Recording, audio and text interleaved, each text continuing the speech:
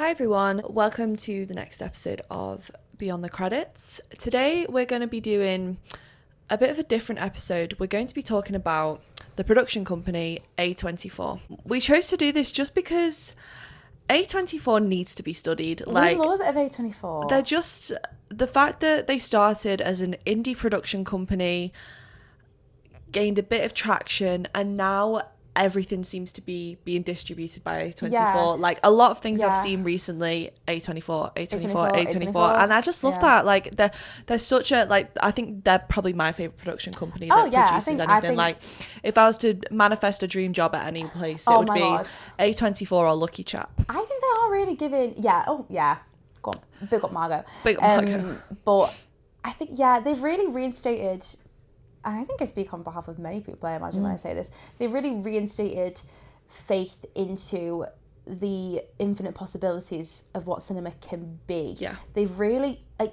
the kind of films that they started producing and then eventually started distributing and producing are unlike those you see from other companies. They have such a distinct agenda in terms of prioritizing the creativity over the financial rewards that can come from it. They aren't geared towards these big mass-produced sort of global phenomenon films that you see the likes of Warner Brothers and Universal producing. They don't have they've generated so much sort of wealth and revenue in the 14 years they've been about, but they don't, that their business model and their way in which they produce films, they market them, is so vastly removed from kind of the Tinseltown sort of way of marketing films and releasing them. And it's really, I think it's refreshing, but also I think at the end of the day, when it comes down to the content and the kind of films that they are distributing, they aren't even just like indie films, they're like A24 films. And A24 film for me has such a distinct essence to it, and it's just, they're all a little bit weird. They're all a little bit weird, yeah. So just a bit of background about A24. It was founded in 2012 by Daniel Katz, David Fenkel and John Hodges, and it was named after the motorway that one of the founders was driving down when he came up with the idea. So it's like us driving down the M6 and being like, let's make a production company. Initially, so 0161. 0161. Initially, really it focused on film distribution rather than production. So that basically means that they focus more on getting the film in front of you, so handled things like the promotion rather than actually the making of the film. So like that's how they started. So their early releases were films like Spring Breakers. Oh my God, yeah. And Sofia Coppola's The Bling Ring. Have you ever seen that? It's worth a watch. That kind of helped establish its reputation for kind of edgy, youth orientated and very visually distinct films, because I think that's one of the things that A24 have got down. Like, I could watch a film and not know that it was A24 until the end, but I would know probably not even halfway through, a quarter of the way through that film, that is probably distributed or produced by A24, because they have such smart branding, and they do just have a very distinct slate of films. They quickly gained a lot of credibility with films such as Ex Machina. Machina. That's a good film, that. I really like that. Was that with Natalie Portman? That is Alicia Vikander and Donald Gleeson, I believe, is in Which that. one? Oh, I'm thinking of Vox Lux. with Natalie Portman. And Donald Gleeson, I was just thinking of Black Mirror. And Room, which obviously won. That is one of my Brie Larson an Oscar. Favourite. That was honestly, I think when, because I love that film so much, and that was when they really came onto my radar. Yeah. Other than the trailer that gave the entire film away, basically, but you know, I mean. But it is a true story, isn't it? No, it's not. Is it not? No, it's a novel. Oh my God, I thought it was a true Yeah, story. a Donahue novel. I think when who made Normal People. Yeah, I think when the film's a novel beforehand, you can get away with giving everything away in the trailer. That is so true, and also everyone knows. It's not really. You don't watch that film for unveilings. No, you watch it. You know how it's going to kind of pan out. Of it. Yeah. So yeah, the but performances. They've really established an agenda that I think a lot of people feared big blockbuster movies had kind of killed, and massive studios are kind of sort of stifled, and they haven't.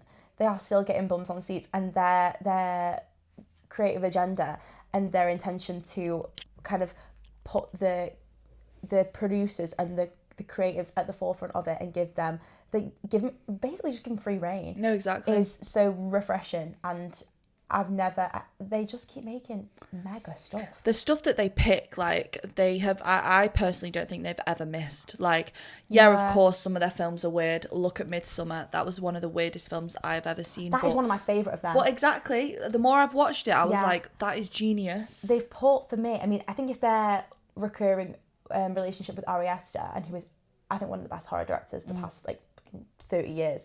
Like, they really put a bit of respect on horror's name. Yeah, they do. You argue that completely. Warner Brothers have done that with Sinners, but like that was a one-time phenomenon. This is like some of the horrors that they've made. Midsummer. Yeah. I love that one I went to go and see the other day. Undertone. That was A24. Long Legs. Long Legs. Yeah. I don't care about the mixed reviews. That film, the way it was shot, impeccable. From the first frame, I thought I'm gonna like this film purely because of the way it looks. All right, yeah, you can argue that the trope of, like religious elements in horror is like a bit one and done. I loved it.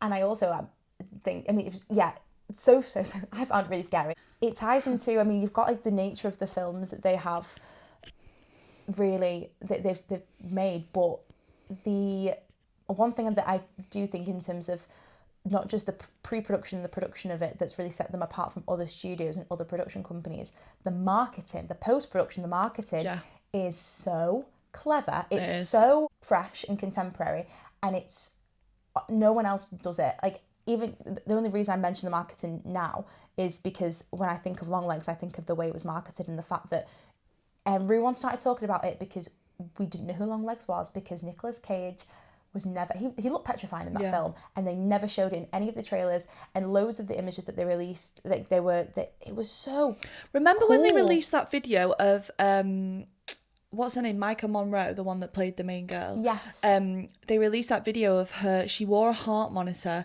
when she first saw Nicolas Cage in the character of Long Legs, and like they released it. We didn't see who Long Legs was in this video, but kind of that was such a good, who the hell thinks of that? Their who the hell thinks team. Like, yeah, it's insane. But I think a major, so smart. One of the major turning points as a production company as a whole was obviously when Moonlight won the Oscar eventually, after the whole mix-up. I mean, that probably only just boosted them completely, gave them an even more of a platform, but I think that really established them as a very creative force and kind of, cemented their reputation within Hollywood and within, they'd gone from like being a bit of an indie film company that was, did focus on a bit of on horrors, and now that they've literally won like the most sought after prize in film that you can get, like it's just mega. But I think they've really built a very strong kind of cultural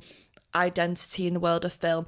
They're very, like you mentioned before, their work with Ari Aster, they work so collaboratively with directors, and they're very loyal to directors, I think. And that's like, I think if you can tell when a production company has worked well with a director. Well, yeah, because you get the collaborations. Yeah. You get recurring collaborations, and you also get an air of, I think people will go, creative people and production companies will partner with them because there is so much more of a certainty that they're not gonna shit on them. Yeah, exactly. Like if you're working with your director and your director is as happy as possible, got everything that they want, got everything that they need, feel like the production company is really behind them, then you're going to get a good film out of it. Yeah. Films like The Witch, Hereditary. Yeah, Hereditary. Oh, that's one of the best horror films I've ever seen. I'm not a massive fan of horror, but when Hereditary. When it's done right, though. Exactly. And I think people as well, audiences, find comfort in the fact that you've got a multidisciplinary studio production company that have their finger on the pulse from beginning to end, but not in a stifling, sort of suffocating, tarnish the creative vision of it kind of way.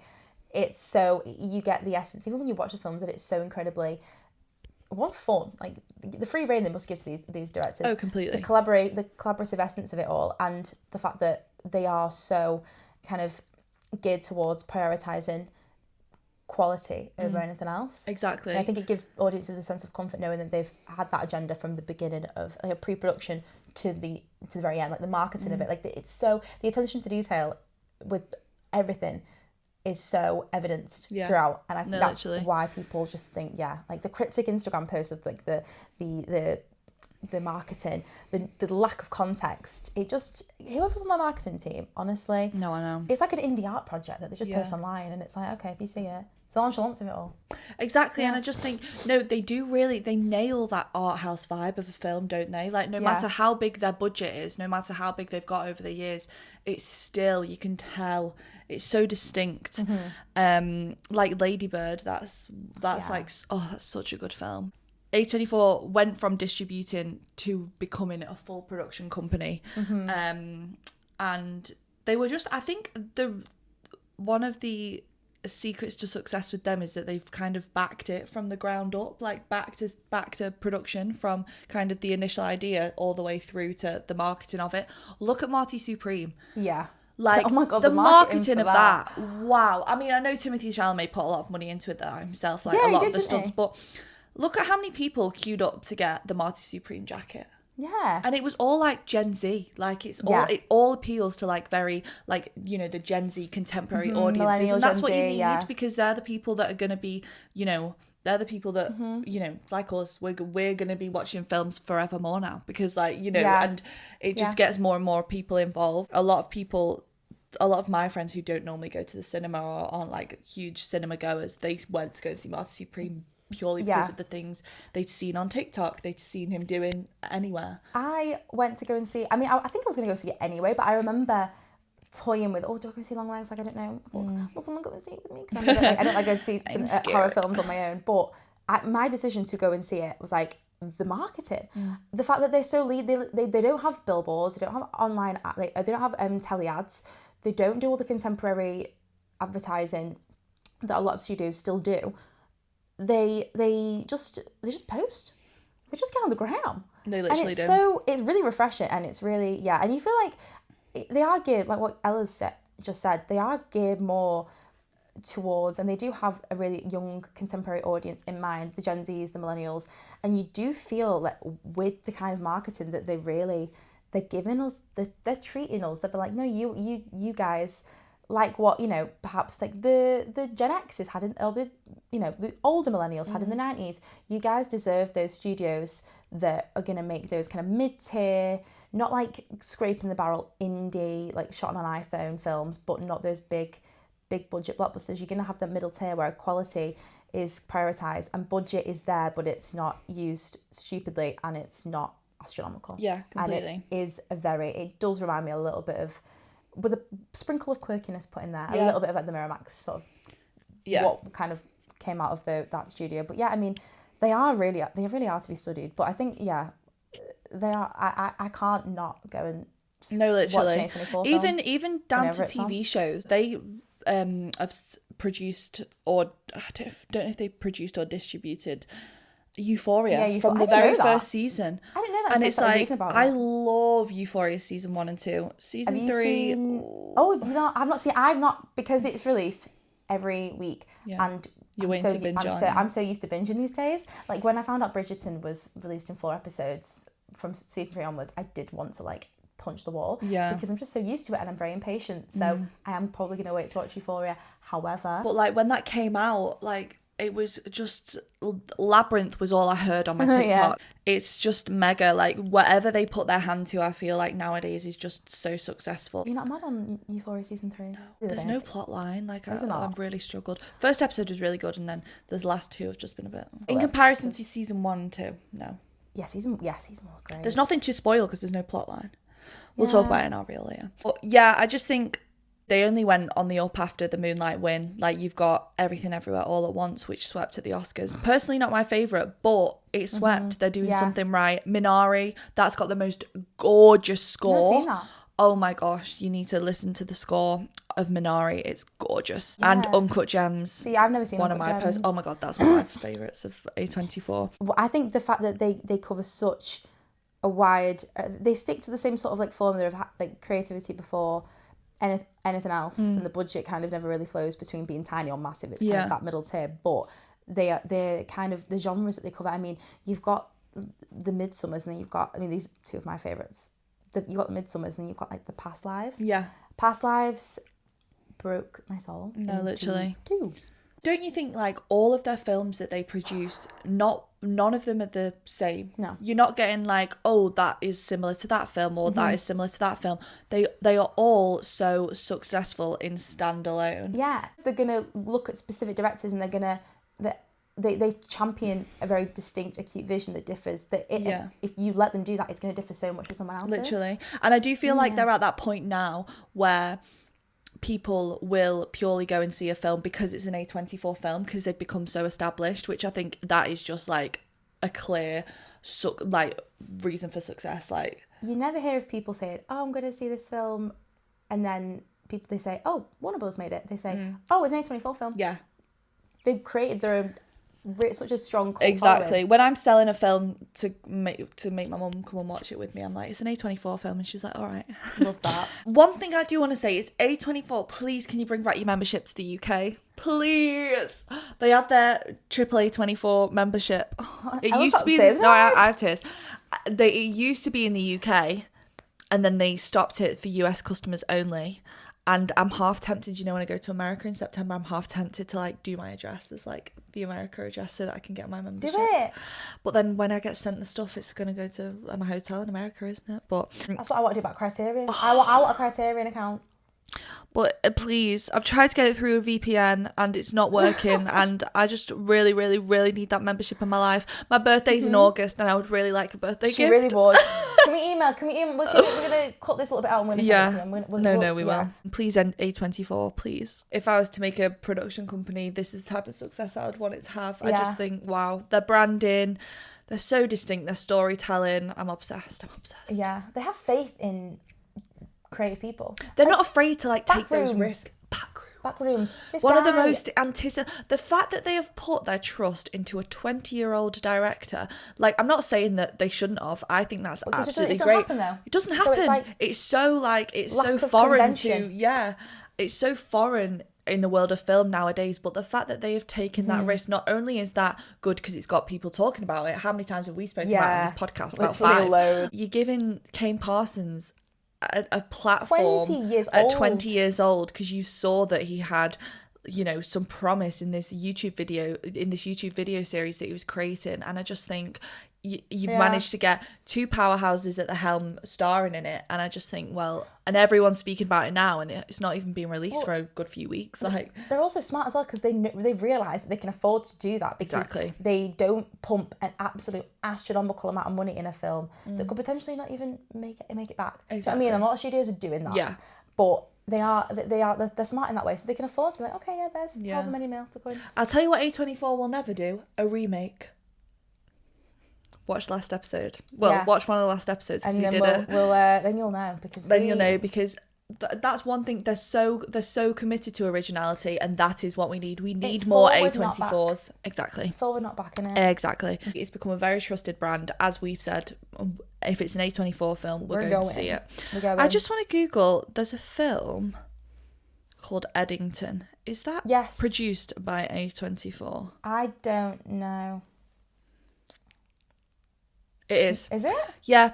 And I knew that was produced by A24 because it has that distinct weirdness, weird quality to it. But again, I went into that and I was thinking, I swear they live in time. Yeah, that was A24. Wow, they just slay life. They really slay life. And I'm so excited for Backrooms, can't tell you. I'm so excited for Backrooms. The drama.